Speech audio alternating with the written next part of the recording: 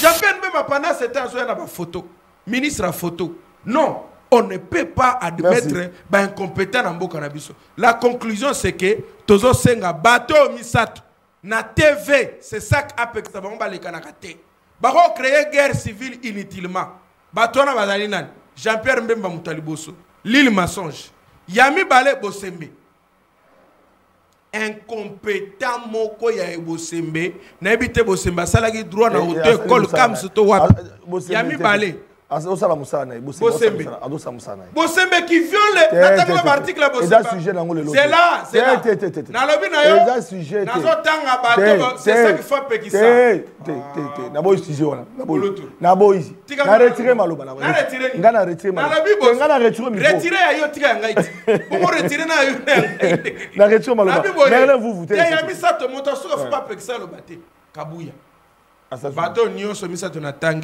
Bazali na diarrhée verbale moko ya kosakana na Kabuya Sansounia.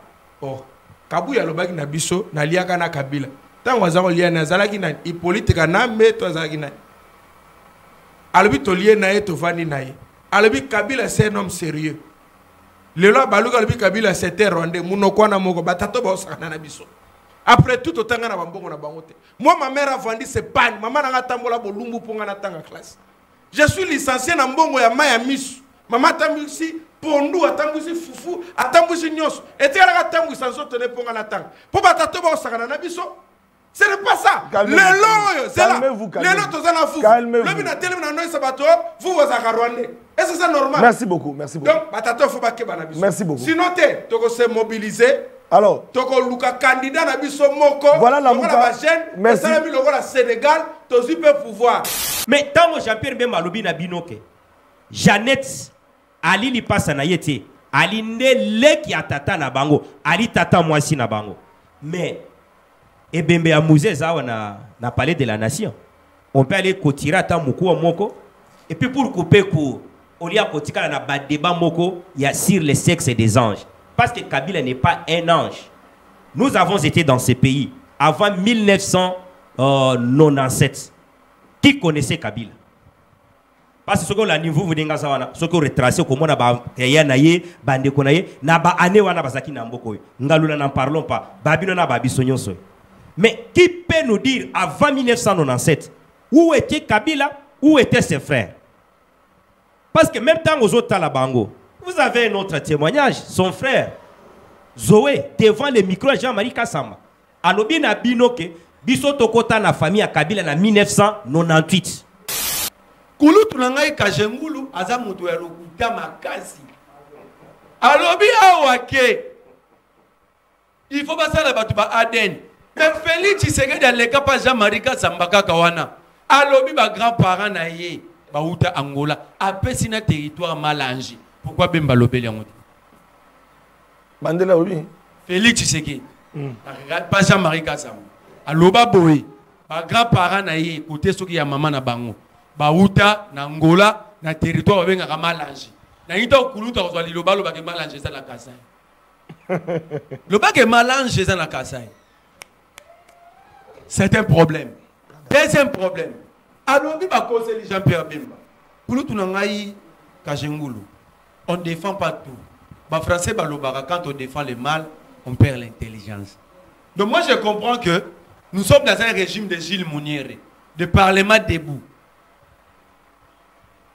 Jean-Pierre Bemba s'est comporté exactement le go la bateau batiaka ba cher liboso 10e riz balobi fachi be fachi na 80 bateaux de pêche 800 tonnes par jour. C'est ce que Jean-Pierre Bemba fait. Ngaya wa na kolobaka eloko moko ndeko Jean-Pierre Bemba Nathalie en face ko yusayo. Est-ce que discours oyo lobaki tango zongaki na ndako otali miroir otali TV otali commentaire ya bato otali famille na yo, otali mboka, otali poids na yo, kilo na yo, mbula na yo, nyonso zo représenté, y compris na MLC. Est-ce que discours wana ezali malamu? Est-ce que discours wana koko botisa kimia na mboka to koko bimisa désordre? Pour yo, discours wana radicaliser Kabila dans sa position ou ekosunga Kabila atika ndenge tozo senga na ndenge ya cohésion nationale. Est-ce que Jean-Pierre Mbemba okoko ebisa biso sur le plan diplomatique na régime na bino bosali nini pour na Congo bo récupérer nini na effort diplomatique na effort de guerre na nyonso bo uti ko sala aw to komi ba détenteur ya ba valise ba résolution tozana ba valise ba résolution gouvernement ba couturier tozu mesure tozu ba mesure tozu ba décision le 30 secondes. chef de l'état tapait la main sur la table il était en colère. Il était totalement en colère. Qu'est-ce qui a changé? Jean-Pierre Mbemba nazo regretté makasi soki ezali ba conseil to makambo boye olobelaka chilombo seke yo zali penda hotel ya kokufa mboka na biso bandeko na biso baolakisaki babomi l'état. Comment le pays a attaqué? Kabila bozo kanila na Congo. Comment vous êtes incapable de récupérer des territoires et d'appréhender Kabila? Comment vous êtes incapable? Bino bozo ko décision bo pasula biso matoi. Ane Rwanda demia ba soda nyonso ba dika bandako na biso. Ba ko récupérer Goma te bakangi Kabila bakangi nang. Écoutez ngozolo ba dialogue Kabila na table de négociation dialogue ngi bandiwa. Et puis na ebisio tsango na mutuno lelo kanga ngombala moko. À part dialogue ya bevek na SCC. Boana dialogue au sa na mutu ti. Bobenga ki consultation. Bol deuxième no bolamba bolia. Olobi ke dialogue c'est là te ya basango. Oloba ki te. Kasio kende ango. Pourquoi est-ce que Martin Fayulu ko ko senge la bango jans? Bayamba bango so ki baza sérieux bayamba bango. Zalaka. Ke bayamba bango. Yo mukolo parmi biso na plateau zalaka. Tu es co-débatteur. Oya ki Moni. Azo faire partie. Je te pose la question. Exilé à Union Sacrée. Oh, c'est la L'Union Sacrée a des exilés. Batu baza na régime, mais bana ba exilé ya Liboso bana Eliezer, bana États-Unis exil. Yami Balé, John Lungila, Yami Satou, Eric Wemba. 30 ans c'est trop, les Congolais bazali kokufa. 30 ans c'est trop, to komi tu na to kokelewa. Yonani potoloba te tokoloba babote osali elokote Bondongo wana bandeko na biso opposition na ba o baza na pouvoir. Pasi ya population. Population ebeloko kosala te ba mama bipupula ba fonctionnaire lelo ba koma bato bazanga lokumu lelo ekoma ba détournement lelo ekoma ba problème à gauche à droite toko e batie bandeko balandi uluna bashege batondi na nzela misala ikeleve banda kongola banda kolela ti lelo azolela boninyo leta azali monguna ya peuple te bango babonga voilà baimboka bakongomani bana Congo ba o balingaka ekolo na bango ya solo ezalaka esengo ntango sentinelle de la République sinzili ya mboka kutanaka na bino bandeko balandi mpona kobeta masolo mboka sortie médiatique ya mwana mboka Jean-Pierre Bemba Ngombo oyo atalisi bolumbu ya ndeko Joseph Kabila atalisi bolumbu merci beaucoup ya ndeko Joseph Kabila atalisi bolumbu ya Martin Fayulu atalisi bolumbu ya Moïse Katumbi elingi kolobali bolandi l'accusation oyo apporté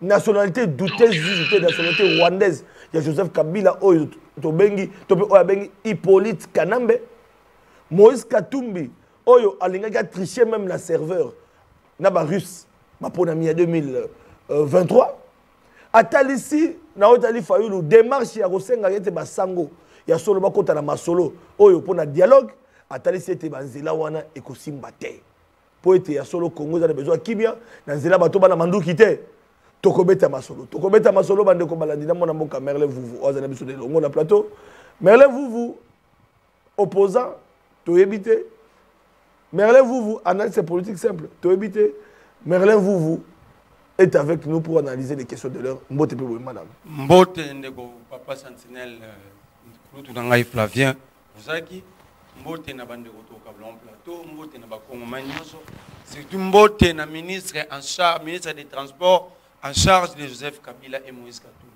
Pardon. Mbote na ministre des transports en charge de Joseph Kabila et Moïse Katumbi, les Gilles Mouniere du gouvernement.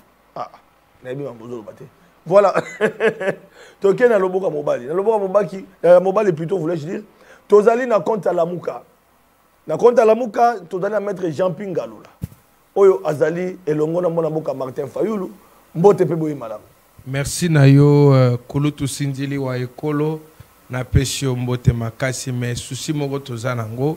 Tozo kotisa motion ya interdiction à journaliste alata kolega ba invité eloko fotika ngo ya mibale tolingi ndenge ndeko nanga ya lobi na lingi na recadrer loko moko lobi Jean-Pierre Mbemba atalisi bolumbu te Jean-Pierre Mbemba mitalisi bolumbu ya ye moko toko sosolisango ba imboka Jean-Pierre Mbemba azui volontaire ko milongola bilamba tika la bolumbu atali tai na été atali honneur na été Jean-Pierre Mbemba bakangi ye lokuta tant bakangi ministre lokuta oyebi tozali na notion ya pardon nangana na lobelo muke tozali na notion ya excellence ezali tributaire na l'excellentisme.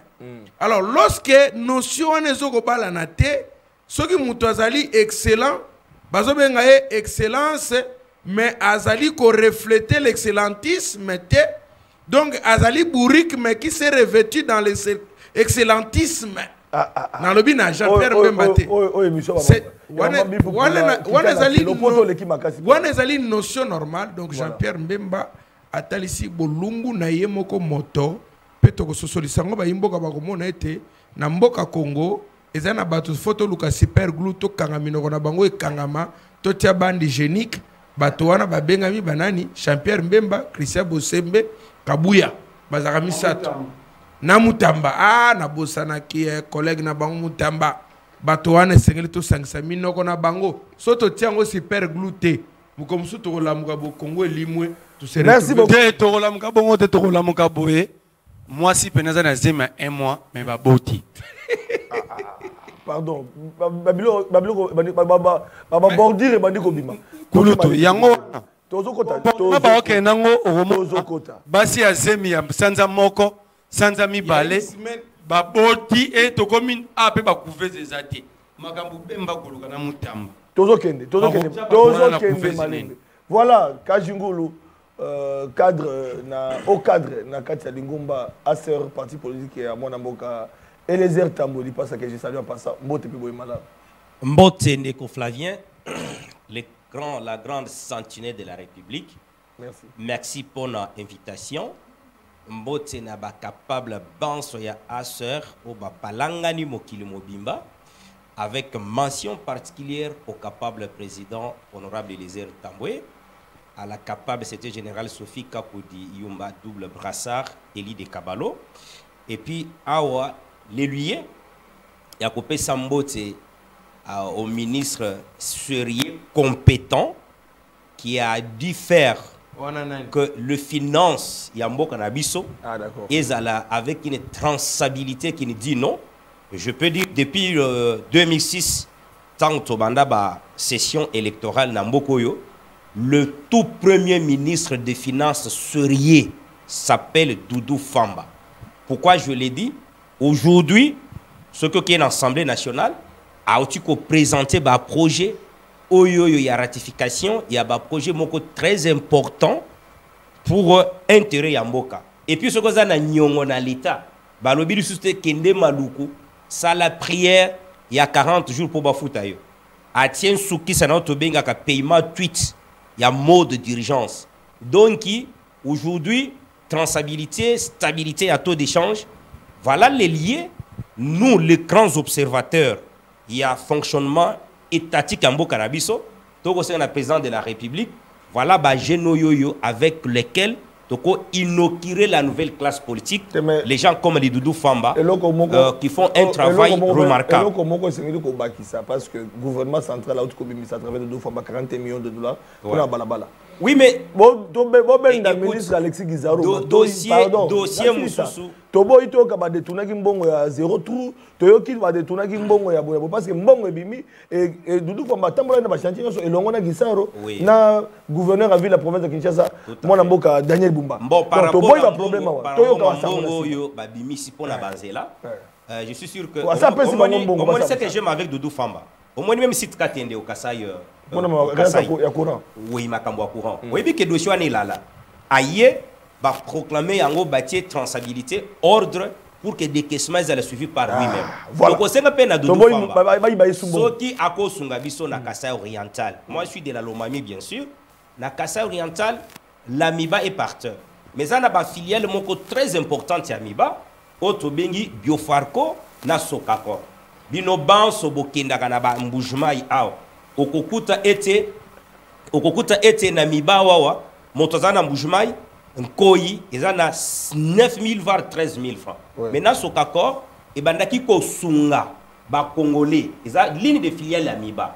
Et ko sunga ko sala ba sucré, ba mai, ba nambujumai, ba komela pe mai ndenge longo ba.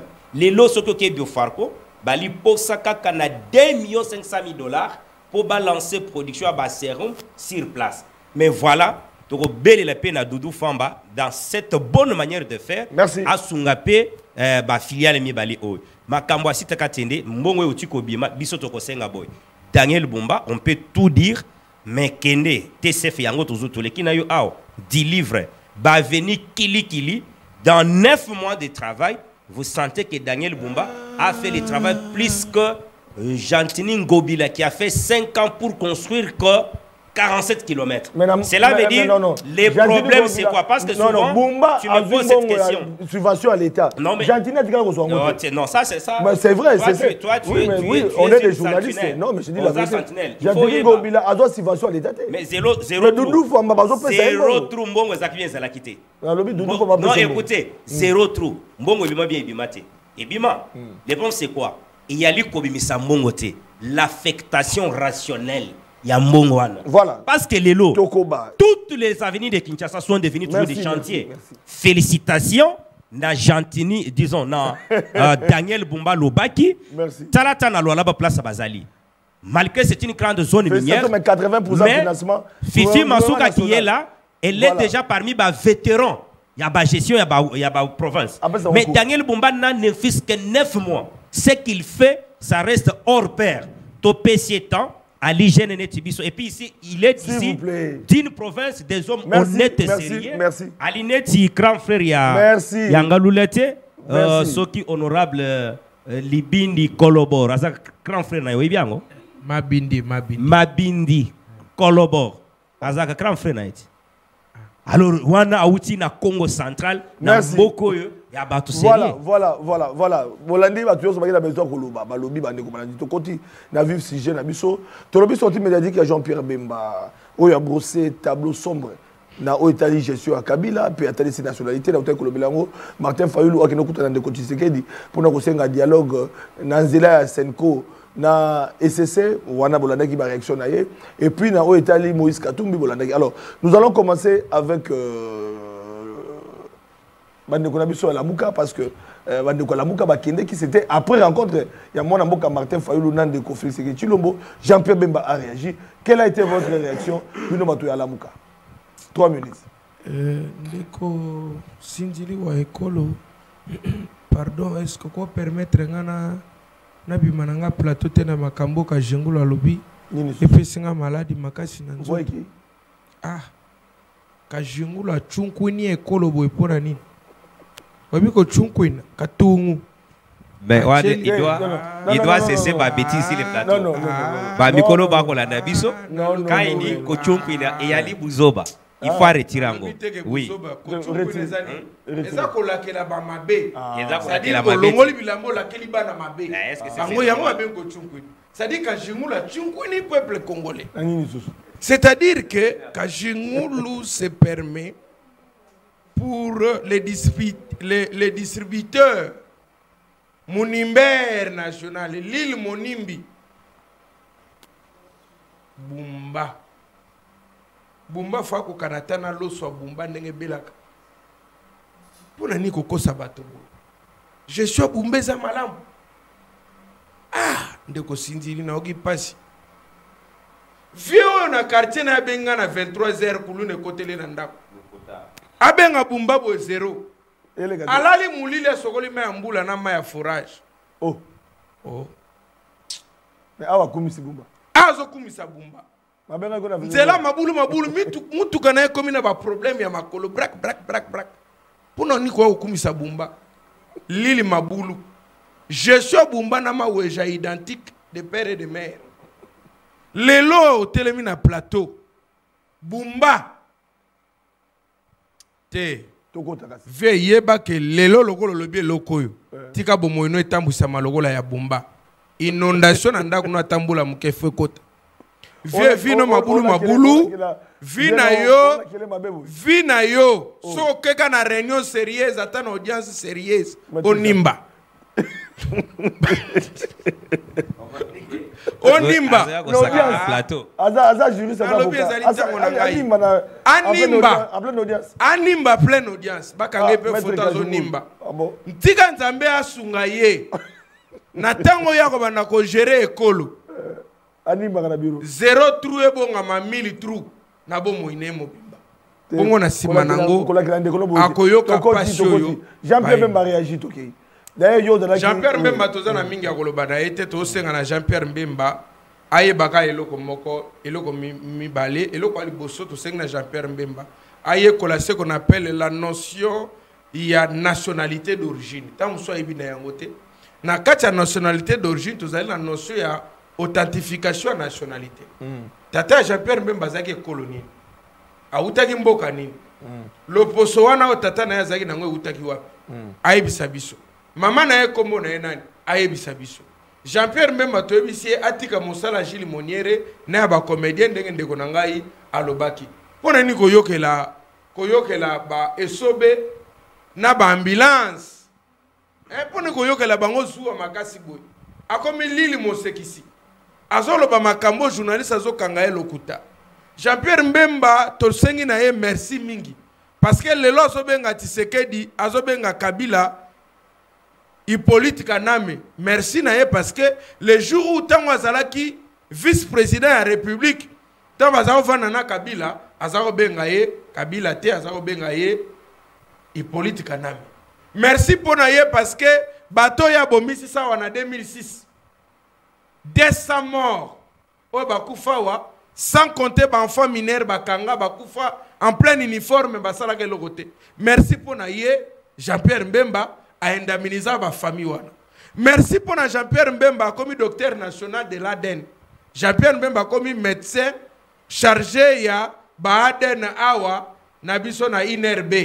donc docteur on a commandé nani wazaki na donc après Muyembe médecin yo lande na sima Jean-Pierre Mbemba les détenteurs de l'ADN ya batonio sona bomoi na sengi Jean-Pierre Mbemba poko c'est la famille na makamute ngonga yango bana ko s'investir sur famille na ngai na zaka mona tata na ngai tote Jean-Pierre Mbemba sengela ebisa biso Jean-Pierre Mbemba zali trouble national c'est trop fort Jean-Pierre Mbemba a sali propagation de faux bruits Jean-Pierre Mbemba a sali incitation aux révoltes Jean-Pierre Mbemba a sali eloko babengaka bosambulu bosoto Jean-Pierre Mbemba a bouki lokuta diffamation to sengi na Vital Kamerhe infraction il y a grave to sengi na Vital Kamerhe hypocrisie ça la traitement des poids de mesures ça la raté bengsa Jean-Pierre Mbemba aya na parlement aye bisabiso ndeni banga ba bo chef de l'état tala mama Martha lingaka alingaba vantir te na bana nyonso sakana na bana ne nyonso meko sakana na Tshisekedi te tango ozolo ba ke mama ozo informer ke balinga ba bo Tshisekedi est-ce que tali mbula mama Martha Sintili mama Martha sa koli mote manako akoko supporter makambo modelo te akebisa mama Martha ke balinga ba bo soki mama Martha kufi donc to kanga ye Mbemba azali wana Mbemba asali loko moko ya soni nationalité ya Kabila na situation mboka zo le kanalelo eza na intérêt ni lelo Jean-Pierre Mbemba na mwana winner nani bako yamba na nzela matanga Jean-Pierre Mbemba na mwana winner nani bako kendela Jean-Pierre Mbemba na administrateur ya ngenge nani ko yamba muninga Jean-Pierre Mbemba ministre ya défense bilana ezaka afongola ka venir à Gelem esili Jean-Pierre Mbemba tant c'est un manga récupératé les ministres les plus incompétents dans le gouvernement alliés incendiaire Jean-Pierre Mbemba sa mi commission mokala ya Tshisekedi alingi te muta pour ça na pembe na Tshisekedi c'est ça la vraie raison la sortie médiatique tant au bino boto kuta politique à deux fois to boya ngombe kwa non Jean-Pierre Mbemba a beaucoup diviser classe politique té donc abo bino mokota Kabila c'est un Congolais je confirme ici moto kolobananga Kabila za Congolais ta même langa certificat nationalité. Mais papa, iban elobananga ta lokola fufu azali a kozonga mabete. Vie yondo la kisinga ke bana na yo Jean-Pierre o mwana na ngai o mwasi na ngai. Qui suis-je wa koloba ke bana na baza yote. Na bimene mwasi na yo. Jean-Pierre Mbemba, sa mère n'est pas connue. Comment moi, il y a maman Jean-Pierre Mbemba, comment on est? Moi, maman ya Tshisekedi, comment on est maman Marthe? Papa n'a comment on est nani? Et Tshisekedi wa Mulumba. Il y a yenani. Jean-Pierre Mbemba, Azo Lucas, ça la deuxième événement en 2006, on a vu la Kinshasa. Mais le président élu Martin Fayulu m'a dit d'Azo Bundana, tu as arraché la cohésion nationale. Tu peux que Kabila Biloko Azo Sala. Kabila Zonga a raison. Tu n'as pas tout intérêt de faire ce que tu es en train de faire. Nanga tika makambo Zoko Sala. Zonga de Konangai. Balkanisation Goko Sali Mapamba Likolo na yo. Zonga. Jean-Pierre Mbemba Vanda Arbité. Nga Fana Kufa Congo Feu Panza. Oh. Le roi na Panza famille Nangai. Parce que Jean-Pierre Mbemba, même na kata famille de cohésion nationale les alités. Famille le Kanya, le Lili, Jean-Pierre Mbemba, cohésion nationale, nakata famille ne moko zalité. Bongo kolingango nakata mboka. Yena F Bazaïba, yebisanga bilan na bango zalini nakata gouvernement. Jean-Pierre Mbemba komi kolingango tika la dauphin yanko. Ambo? Oui. Bitumazani ya koza dauphin. Ah, bitumane zali ya koza la dauphin. Mais dauphin yanko ezalakate démontré par le travail. Surtout que quand tu es maboulou nantela yoza ministre à travers il y a transport bingaite ngana tonga banzela te bimba mbalezo bula wezanga mwinde zanga nini friends ate mutu rezo tellement na poto courant ritu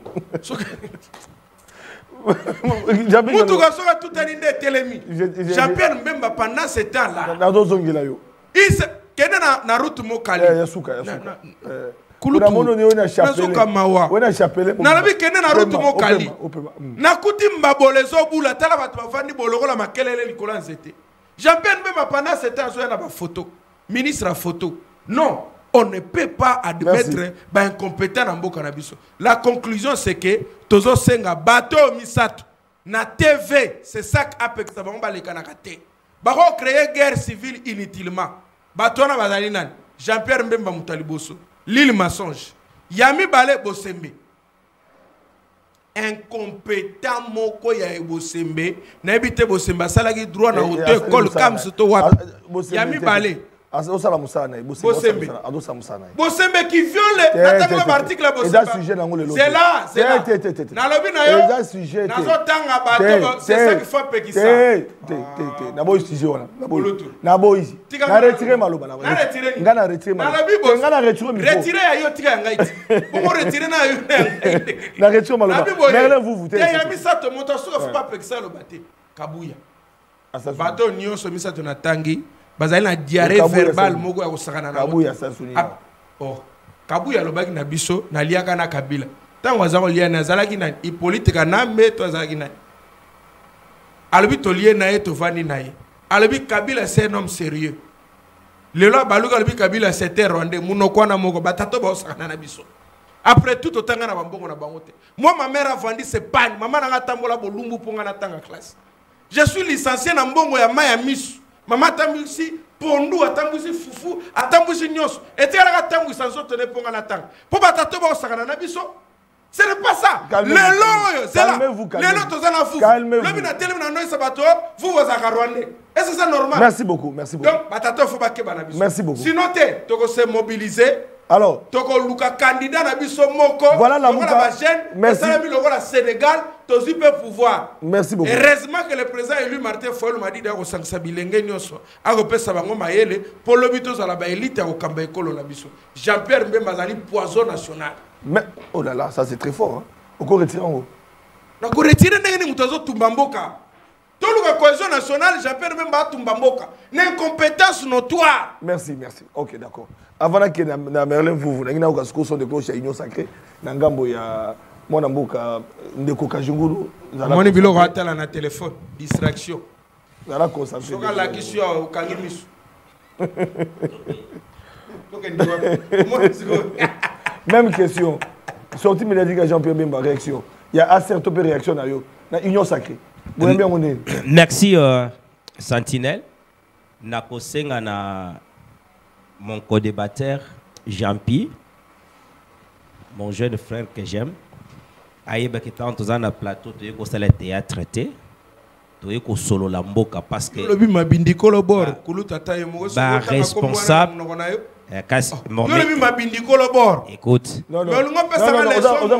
Alors que tu m'abindi ta le bi libindi kolobor. Chacun son tour. Ah mais non, la leçon de Eza Kombo un député national. Il est, écoute, s'il vous plaît, Ali Moto a ça la droit, a dit que la loi dit les non-congolais sont issus du patrimoine culturel congolais. Alors, toye ko sala te a traité, toye ko solona ba congolais, o ba fandi ba ko landa biso. Alors, il fallait pas qu'on ait un sentiment. Et puis, que l'on non, on a bien 23h. Je comprends que alobaka po ba to ba sek. Ngana tika ko bengo na 23h na komela yo naza na Lubumbashi ta na mona uza na poto to sololi makambo mususu. Ça c'est autre chose, ça doit être traduit, mais il fallait seulement oyiba que tango za à milieu public ko yiba ka ba terme ni koloba parce que batu ba ko landa biso. Oye ko ça théâtre, nous sommes en politique. C'est nous et vous, pas ba gestionnaire à Lubi. Il y a maintenant parce qu'il faut changer cette classe politique. Ningi toko ken. Alors d'entrée de jeu la base a été, avant tout comme on a Jean-Pierre Mbemba, je vais faire quand même un petit aperçu historique. Il y a un député européen, Oyo Aloba Nabisoke, dans le Baboma Musée, on est allé chercher un jeune d'origine rwandaise. Waneza Mbemba te, Kajingulu te, aucun Congolais, mais c'est un député européen. Je crois que cette vidéo est allée virale dans les réseaux sociaux. Alobi, ba bomi musée, ba keko luka, un jeune d'origine rwandaise. Ponanini, jeune ena aya kwambriye ba congolais, awa namboka nabiso. Ça c'est un fait. Toye kota la paix, na ndenge ya gestion, ya biloko ndenge Kabila kambaki mboko. Les accords avec les Rwandais. Kili ba accord. Oeko pesa ba Rwandais ndingisa ya kokota ko inspecter ba ne frontière nabiso notamment ça frise quelque chose.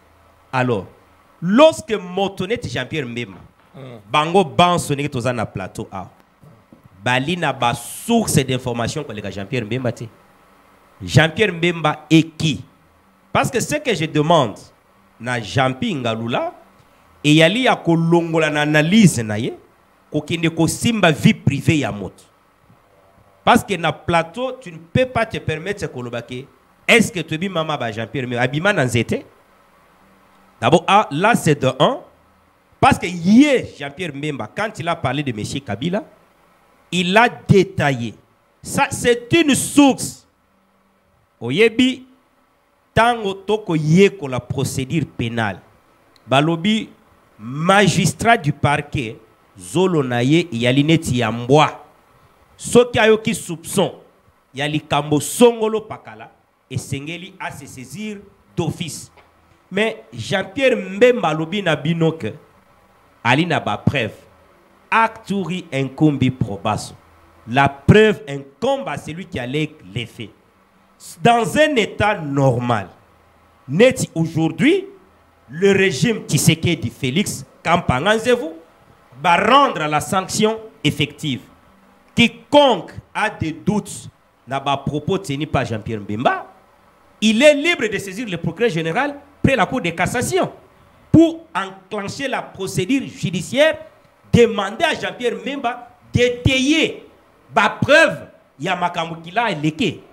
Et non pas passer dans des plateaux, s'attaquer à lui. Sur le plan politique, on peut s'attaquer à lui bien sûr, mais pas coco dans la vie privée. Venons-en. Jean-Pierre Mbemba a perçu ba indication. Alobi que Kabila ali mwana muzete. Vous comprendre. Alobi que Kabila ali mwana muzete. A perçu ba élément. Et tolongoli Jean-Pierre Mbemba na tie pembeni. Et yali na ba source musus. Oye côté moi. Mais venons-en à collègue Kanayo, Christian Lusakweno. Avec beaucoup de respect, c'est parmi les grands journalistes de Tibabino. Mais moi, je doute fort que Christian Lusakweno se permet, il y a un micro après mission na Jean-Pierre Mbemba, il a posé question à la gestion et pas ancien gestionnaire, il y a Banque centrale, soit il y a ministère, pour la véracité, il y a l'allégation, il y a 66 millions par mois. À l'Obike, il y a Lukuta. Mais je dirais tout de suite que c'est Christian Lusakweno qui a versé dans le manque du professionnalisme. Pourquoi? Parce qu'à l'époque de Kabila, vous avez Rukwiza, Ouazalaka, DG et DGA. On apprend certaines sources que les policiers rwandais, les enseignants rwandais, babanda ki pofutama na mbongo kuta na DGDA ya RDC. La preuve, le directeur provincial de la DGDA Nord Kivu, il ne passait pas nuit au Congo. Chaque soir, il rentrait au Rwanda. Et puis, la recette. Pourquoi les Congolais ne voulons pas réfléchir? Ce qui y a dans motonette, bimi abeti lo kwa ningwan. Réfléchissons-en. Tant que Kabila a sali 18 ans, avec un budget de 4 milliards, qu'est-ce qui explique que dans 6 ans, notre budget a atteint 18 milliards? Qu'est-ce qui prouve à Lusakweno était toutes les mobilisations à l'époque de Kabila étaient traçables? Et ça qui traçable était parce que la preuve, vous avez ce qu'on appelait la chambre froide à l'époque égale, hein, si je ne m'abuse pas. Balobi qui égale va créer un mbongo et outa na banque centrale. Est-ce que Lusakweno peut aller retracer cet argent-là? C'est là le problème. Maintenant, par rapport à Bissoba Congolais, nous avons la page 365. Il y a ouvrage, personnel, professeur Ngoye Mukena. Il mentionne bien que Bisso Chiye Bakatange, tuna ujisha inchi na pona kazie moko ya Masanga, ya Ntembo, pona ko changer kombo ya Joseph Kabila. Mais tant que Jean-Pierre Bemba lobi na binoke, Jeannette Ali li passa na yete, Ali ne leki ya tata na bango, Ali tata mwasi na bango. Mais Ebembe ya musée zawa na palais de la nation. On peut aller kotira ta muku wa moko. Et puis pour couper court, on y a kotika na ba débat moko, il y a sur le sexe des anges. Parce que Kabila n'est pas un ange. Nous avons été dans ce pays avant 1997. Qui connaissait Kabila? Parce que ce que la niveau vous dinga sawana, ce que retracé comme on a ba ya naye, bande konaye, na ba ane wana bazaki na mboko. Ngalula n'en parlons pas. Babino na babi sonyonso. Mais qui peut nous dire avant 1997 où était Kabila, où étaient ses frères? Parce que même temps aux autres Talabango, vous avez un autre témoignage, son frère Zoé, devant le micro Jean-Marie Kassama. Alobi na binoke, biso tokota na famille à Kabila en 1998. Tout ça pour moi ce n'est pas un problème. Moi, Kajingulu, n'a pas sa nationalité. Mais pour nali tomba mboka. Voilà pour terminer. Est-ce qu'il n'est pas important au jour d'aujourd'hui, au lieu de s'attaquer au film à Jean-Pierre Mbemba, pour couper court toutes les hautes personnalités et la classe politique congolaise? Non, ça passe mal. Opinion. Non, je ne parle pas de toi. Je ne parle pas de toi. Les gens qui insultent. Il y a des réactions sur les réseaux sociaux. Écoute. S'il vous plaît. Non. Écoute. Écoute. Non, moi, je n'ai pas dit que personne n'a insulté. J'ai dit au lieu que les gens continuent à confier dans les réseaux sociaux, dans les médias, qu'est-ce qu'il faut faire? On doit couper court. Nous sommes dans un État organisé. Il y a l'INABA institution. Oui. Vous savez que ce n'est pas seulement Kabila sur qui pèserait, d'où il y a appartenance à la mère patrie. Est-ce que le Congo ne peut pas, je peux dire quoi, arrêter un moratoire de faire passer tous les hommes politiques sur qui pèseraient les doutes d'appartenance à la patrie, Bassa Bango, Tessia Aden. D'accord. Pour sauver la République. Merci mais beaucoup. En définitive, c'est que Ngalula s'est beaucoup attaqué dans la sortie médiatique à Jean-Pierre Mbemba. Tant que président Martin Fayoul, pour qui j'ai beaucoup de respect. Vous terminez par là. Merlin va parler. Félix Antoine Tshisekedi Tshilombo. Et Lokoyo est satisfait de Bissoba na Asseur parce que ça boxenga na biso depuis lors. Il y a les deux grands esprits. Tant que tu as Saint-Sylvestre Rawa. Batomi Bale Kabila Baneki Kobanga. Batomi Bale au Kabila Baneki Kobanga, c'était Félix Tshisekedi et Martin Fayoul. Il y a un moment qui a bondissé qui Félix Tshisekedi pour le premier ministre. Un jour, tu fais la fin de Naus. Après, la tractation est belée awa on a Saint-Sylvestre. Totuna Félix Antoine Tshisekedi aujourd'hui président de la République. Toloba na ye. Mais comme Kabila lingi ko nommé au premier ministre, parmi les opposants à qui tu peux faire confiance. Dis-moi, je fais confiance à Martin Fayou. Soit Baboinga, pas Martin Fayou comme premier ministre. Ici, il faut comprendre que Martin Fayou a inauguré ce qu'on appelle les camps de la patrie. C'est ce qui compte au jour d'aujourd'hui. Voilà. Mais les gens comme les Moïse Katumbi, ils sont restés dans ce qu'on qualifie. Je récupère. Je récupère. Voilà. Les gens qui n'ont pas l'attachement au pays. Non, je retire la parole. Alors laissez Jean-Pierre Bemba à donner les allégations que la justice tranche, si vous voulez, parce qu'il a dit là les preuves. Merci. Que la justice tranche. Voilà. Merlin, vous avez la parole. Merci, Papa Santinelle. Je crois que tout le monde sera calme dans la salle. C'est ça aussi la beauté de la démocratie. Il y a Liboso, il n'y a aucune différence entre lui et Jean-Pierre Bemba. C'était notre Gilles Monnier sous le plateau. Oh. Je vous dis la vérité. Tout ce qu'il a débité ici, la vérité, ce sont que ses habits. Et son nom. Donc, comme on a dit, Alobi Daniel Bumba Moussala. Ouvrons les recettes de la ville lorsque Bumba soit 200 millions à la Banque mondiale, lorsque Bumba tout est financé par le gouvernement central. Mbongo a fini tes arbres. Mbongo, il y a un impôt foncier, impôt sur les revenus locatifs faisable. Yozo côté la Bumba. Pouvez-vous nous répondre ici? Qui gère les fourrières? Il y a Kinshasa. Ah, il faut que tu aies mal à l'aise.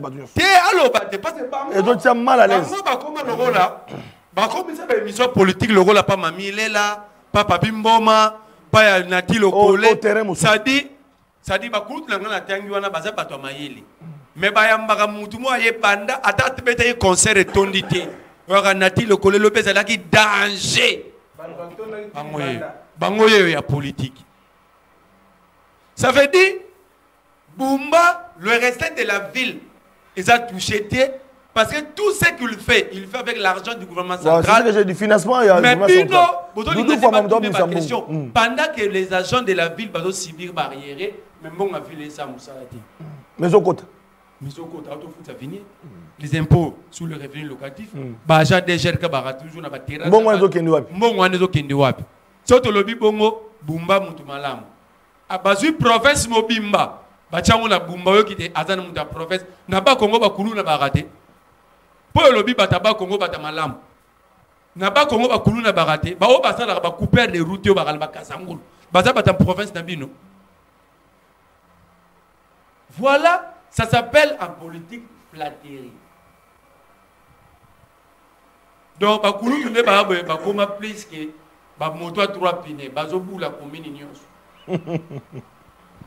Je suis d'accord avec lui. L'unique ministre quand même, d'accord, c'est Doudou Fon. Parce que quand même, n'importe qui a guerre, il maintient quand même le taux d'échange. Mais il y a beaucoup à faire. C'est lui qui nous a aidé à comprendre que l'argent détourné au ministère de la Justice et où dans le trésor public, c'est très bon. Oui, parce que premier communiqué à Moutambelberg et Mourouti, décaissement à la chaîne de dépenses. Il y a la chaîne de dépenses. Les Moutamba s'est rétracté. Habité et où un fonds privat a changé. Mais il faut dire la vérité. Je suis d'accord avec Moussala Zosala, mais il y a encore beaucoup à faire. Voilà. Les vrais citoyens, sont exigeants pour pousser les dirigeants à Moussala surtout plus. Parce que le problème dans le Congo, c'est que nous casse. Moi, je ne suis pas hypocrite, sauf que c'est Moussala Malam dans le passage. Mais il y a encore beaucoup à faire. Monnaie, c'est le régime de Bango, Kodambo et Bungi. Nenga tozabe réseau comme il passe. Tina Mboka basale li code ya Mboka à vie de recherche. Mais procureur général a sali code ya Mboka à vie de recherche. Ah on a Kinshasa. Code ya Mboka kimi muta rotine langa numéro 143 zati. Et comme il y a 89 mbala moko. Code ya Mboka et Bungi. Mutu nyasa remona code ya Mboka, nous on a besoin de réseau azongisa yango awa. Kulu tunangai kajengulu aza mutu ya lokuta makasi. alobi awake il faut passer la batuba Aden mais Félix Tshisekedi aleka pa Jean-Marie Kasambaka kawana alobi ba grand-parents na ye ba uta Angola apesi na territoire malangi pourquoi Bemba lobeli yango Mandela oui Félix Tshisekedi pas Jean-Marie Kasambaka aloba boye ba grand-parents na ye côté soki ya mama na bango ba uta na Angola na territoire benga ka malangi na ito kuluta ko liloba loba ke malangi ça na Kasai le bac est malange dans la Kassai. C'est un problème. Deuxième problème. Alors, on va causer Jean-Pierre Bemba. Pour nous, on ne défend pas tout. Les Français, quand on défend le mal, on perd l'intelligence. Donc moi, je comprends que nous sommes dans un régime de Gilles Mouniéré, de parlement debout. Jean-Pierre Bemba s'est comporté exactement le gars la bateau bachaka ba cher liboso 10e riz balobi fachi be fachi na 80 bateaux de pêche 800 tonnes par jour. C'est ce que Jean-Pierre Bemba fait. Ba Congolais barolia barotonda, c'est ce que Jean-Pierre Bemba fait. Il n'est pas digne d'être traité d'excellence. Pourquoi bolingi to koma ba hypocrite? Yo lobi alobi kombo ya papa ya Kabila. Papa na dola ta photo na musée. Anola ta chapeau boy. Yankoyi. Il s'appelle Martin Kassoumou. Il est Mouloubakati. Azalaki ministre de la communication, justice, transport intérieur dans le gouvernement il a soumis à l'eau. Pour la bonne histoire, ça veut dire Jean-Pierre Bemba s'est fait montrer d'une ignorance légendaire et historique. Oh, à bonne histoire. Mais là, il y a un côté lié. Ses papa s'appelait Martin Kassoumou. Je vous envoie des preuves. Papa Nan. Penarotine n'a même pas procuré un lobby. Papa Nan. Oh, elle dit papa la Kabila. Oh, azaki camarade ya musée, ko alota mutuan ko ikomune kanambe. Donc Bemba se permet, famille à Martin Kassoumou doit faire une plainte contre Jean-Pierre Bemba. Ah bon, diffamation. Oui. Yami balé alobi na biso o aza d'accord na Bemba te, akendo ça la plainte. Donc kulutu na nga fandi awa a retiré parquet musala nango ya recherche des infractions. Yeta avocat a bosani ke parquet ko bengisa mutu samba ke déposer plainte. A bosani principe il y a auto-saisine, il y a parquet. Mais il dit ici, attends un droit pénal. Alors bien, Bokendo Funda. A évité bako kanga mutu pour la clameur publique. A bien loko babenga faux bruité. Dans une infraction loko Bemba sali. Bemba lobi bazaleko futa 66 millions. Kulutu langai akemba moko na budget ya 4 milliards. Ça y est, histoire, il y a budget à Congo. Na 2001, Kouloutou Fongola Mato, il peut mettre encore rebelle. Le budget du Congo, il y a la République démocratique du Congo, c'est là qui 300 millions. Yokina, 4 milliards. Na 2002, Bembe était encore rebelle. Le budget à Congo, il là qui 350 millions. Bemba dit que na 2002, tu fous qui Nyongo ya Rwanda. Il y a 792 millions et ça a créé un déficit budgétaire. Pour tu as retiré même le diplôme économie. Oh. Oh. Soit à ça la école missionnaire. Qu'est-ce qui se passe? Comment? En réalité, si vous payez une dette supérieure à votre revenu, il n'y aura pas de déficit, mais la dette va consumer votre revenu. Ah oui. Comment tu as un budget à 350 millions? Bemba Lobi est créé un déficit. Pour te foutre il y a 792 millions. Ça ne s'appelle pas déficit. Tout économiste sérieux ne peut plus croire à Jean-Pierre Bemba. Ça s'appelle consommation du budget. Le budget a été consumé. Bemba dit il y a écrit un déficit. Bemba lobby que tu as fait à Nyongo. Mais Koulou tu n'as pas Kajengulu. Non, l'action le coûtait à Bemba. De 2003 à 2006, il y a une charge d'économie et de finance. N'est-ce pas Jean-Pierre Bemba? C'est Jean-Pierre Bemba. C'est lui qui payait alors. La première personne à arrêter ce Bozagi sérieux, c'est lui. Parce que c'est lui qui payait, c'est lui qui a été en charge, c'est lui qui contrôlait la chaîne des dépenses. Donc ça dit, un comploteur vient accuser d'autres cocos. C'est Bemba qui payait des dettes de 2003 à 2006. Alors, réellement, on a raison. On doit interpeller Jean-Pierre Bemba. Jean-Pierre Bemba dit Martin Kassoumou est rwandais. Alors que Martin Kassoumou est Mouloubakati. ya Katanga. N'est-ce pas Balobaki Moussa Zaï Mouloubakat? N'est-ce pas Kabila Lubakaza Mouloubakat Yamuta Katanga? C'est-à-dire Kabila Congolais. Tant à l'obike, Jeannette Kabilaza, lignée Aza jumelle ya Kabila Ti. Mazalek ya papa nae. Mais papa Jean-Pierre Bemba Lobi, c'était Mouloubakat Martin Kassongo. Ça dit Jeannette Kabila Congolais. Alors qui dit vrai? Bemba Kosi. Pour mon accueil au côté pour ayebi même Moussala à la ministère de transport ayebi ba société ça sous titel neti alobi katum d'abima na pirogue monsieur Kajengulu bolo bari bosala ba enquête be katum d'abima na mois de septembre 2024 na mboko yo document caché autorité et aviation civile aller enquêter. Ça dit même ne contrôle rien dans le secteur. Je comprends pourquoi comme ministre des embouteillages et des naufrages. Hein? Je comprends pourquoi même comme ministre des embouteillages et des naufrages. Quand le passeport y a Katumbi, so y a DGM, allez questionner Kachantouale. Numéro 1 DGM. Il a menti. Il a menti, je vous donne des éléments. Il dit Bassangou Balingaki Baboma, président de la République.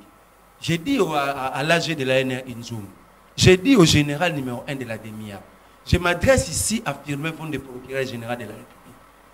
Est-ce que Bemba pouvait prendre l'avion et voyager même à l'intérieur du pays après cette émission? Dans un état sérieux, il dit détenir de preuves.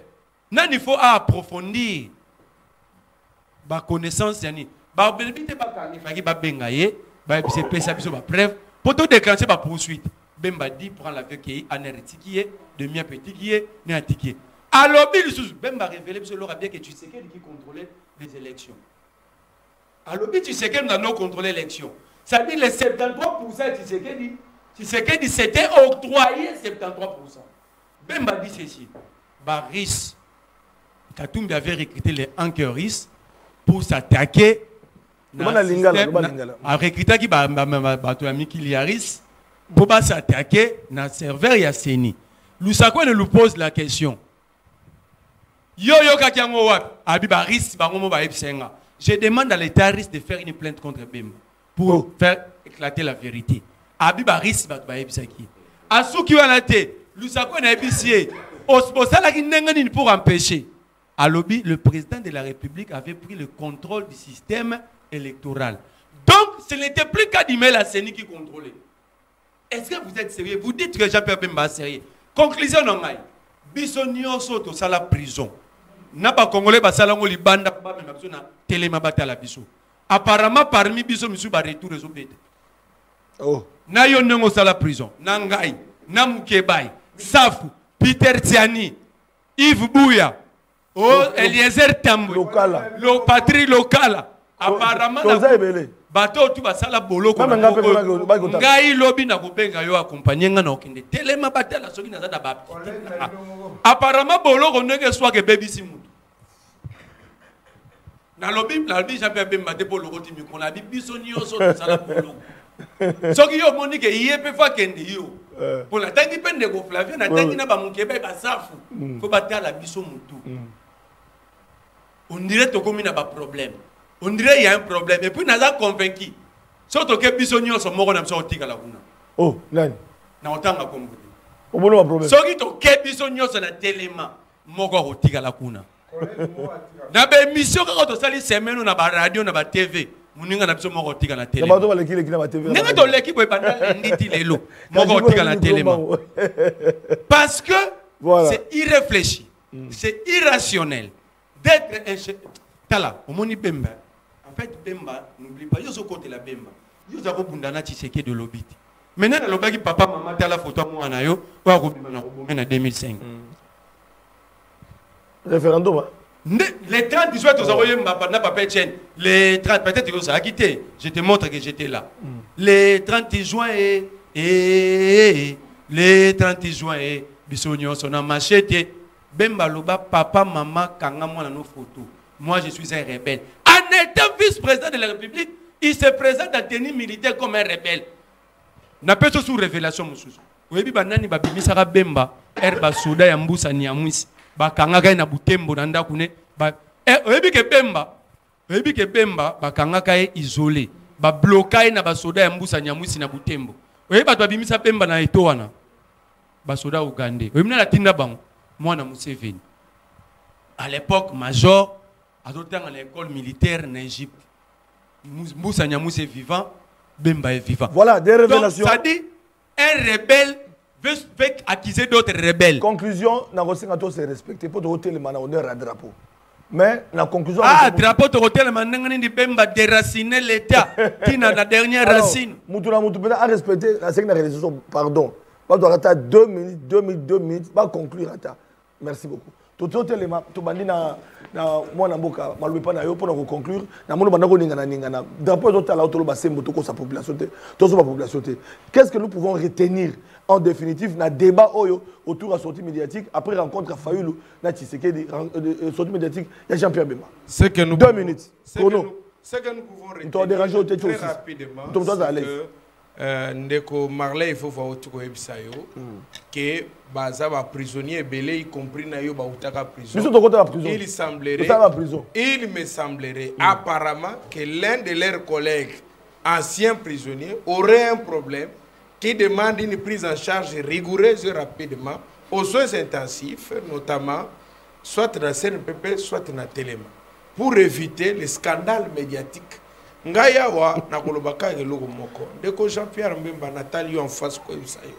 Est-ce que discours oyo lobaki tango zongaki na ndako otali miroir, otali TV, otali commentaire ya bato, otali famille na yo, otali mboka, otali poids na yo, kilo na yo, mbula na yo. Nyonso zo représenter, y compris na MLC. Est-ce que discours wana ezali malamu? Est-ce que discours wana koko botisa kimia na mboka toko bimisa des autres? Pour yo, discours wana est radicalisé Kabila dans sa position où ekosunga Kabila atika ndenge tozo senga na ndenge ya cohésion nationale. Est-ce que Jean-Pierre Mbemba okoko ebisa biso sur le plan diplomatique na régime na bino bosali nini pona Congo? Bo récupérer nini na effort diplomatique, na effort de guerre na nyonso bo uti ko sala awo. To komi ba détenteur ya ba valise ya ba résolution.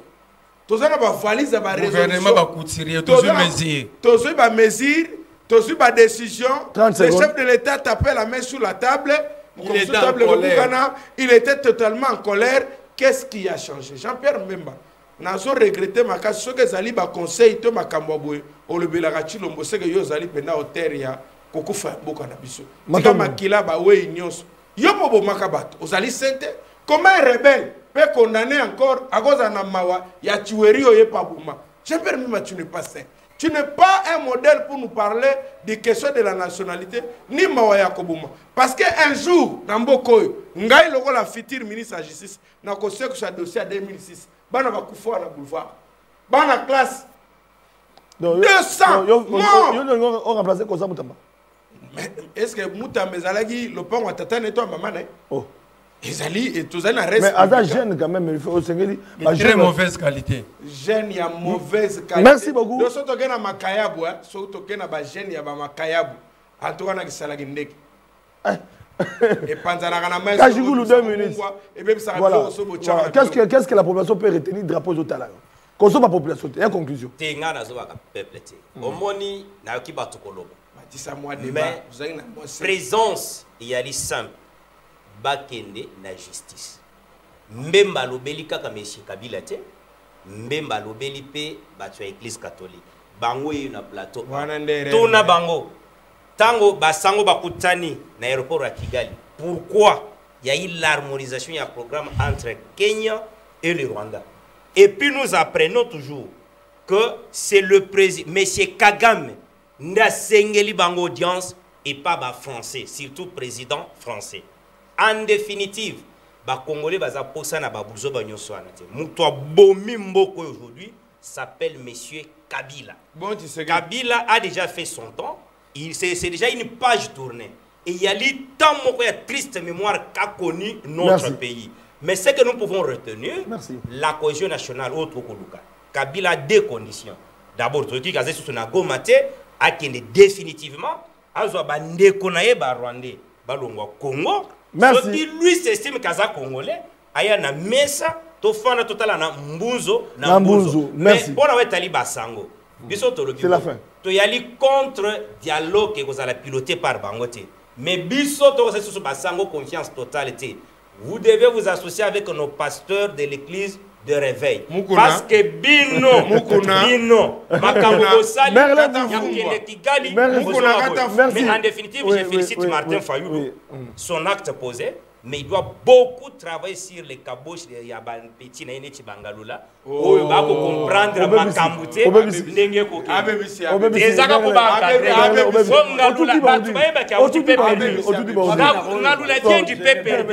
il doit être maintenant purifié, sanctifié, aller cider. Mais c'est clair, c'est clair. Merci. Merlin, on termine avec vous. Narolo Baboué. Bandeko na biso baola saki babomi l'État. Comment le pays a attaqué? Kabila bozo kanila dans le Congo. Comment vous êtes incapable de récupérer des territoires et d'appréhender Kabila? Comment vous êtes incapable? Bino bozo une décision, bo pas sous la biso matoi. Ane Rwanda demia basoda nyoso. Baidika bandako na biso. Bako récupérer Goma te bakangi Kabila bakangi nang. Écoutez ngozolo ba dialogue Kabila na table de négociation dialogue avec bandiwa. Et puis, na édition tchango na mutuno lelo kanga ngombala moko. À part dialogue, il y avait VEC, na SCC. Bon, la dialogue au sein na mutu. Ti. Bon, ben consultation. Bon, deuxième no bolamba bolia. On le dit que dialogue. Ah, c'est là te. Yabasango. Oloba ki te. Kasio kende ango. Pourquoi est-ce que Martin Fayulu a commis pour que la bango jazz? Bayamba bango so ki bazasi ori bayamba bango. Zalakan. Ke bayamba bango. Yoza mukolo parmi biso na plateau zalate. Tu es co-débatteur. Oya ki Moni. Azo faire partie. Je te pose la question. Exilé à Union Sacrée. Oh, c'est la L'Union Sacrée a des exilés. Batu bazana régime, mais bana exilé ya Liboso, bana Eliezer, bana États-Unis exil. Yami Balé, John Lungila, Yami Satou, Eric Wemba. Dans l'Union Sacrée a des menaces. N'attends le liste.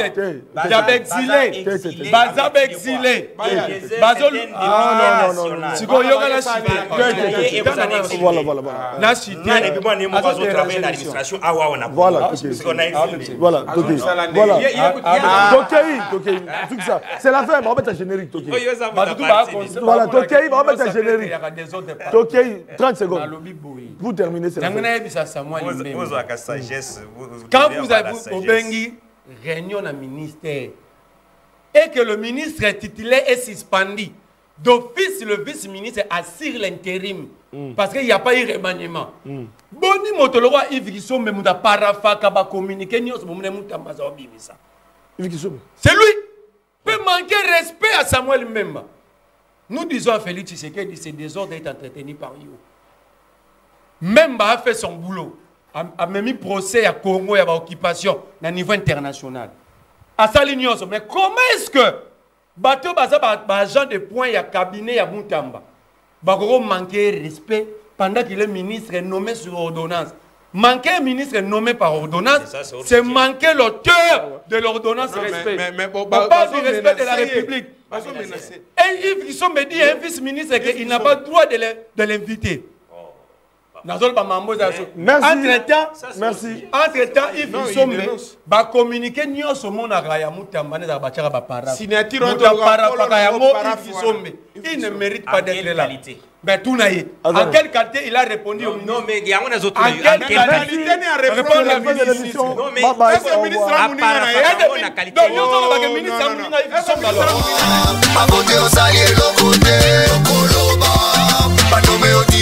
c'est trop, Congolais, 30 ans c'est trop, tant comme tout